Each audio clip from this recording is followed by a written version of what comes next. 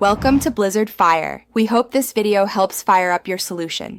Start by gathering what you need to enable dual SIM on your Pixel 8. Use one physical nano SIM and one eSIM profile to run 2 lines. Connect your phone to Wi-Fi and install any pending Android updates first. Restart the phone after updates to avoid setup errors.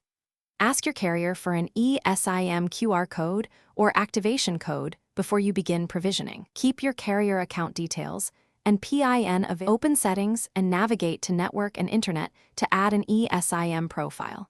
Tap Add Carrier and choose Use QR code or enter code to proceed. Scan the carrier QR code or type the activation code exactly as given.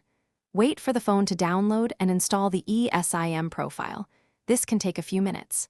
After installation, label each line for easy identification. Enable both lines for calls and texts in the carrier settings area. Open settings to choose default voice and default SMS apps for each line. Set your default line explicitly for mobile data to control usage and charges. Both numbers can receive calls and texts, but only one line handles mobile data at a time. You can switch the data line manually from settings or from the Quick Settings network tile.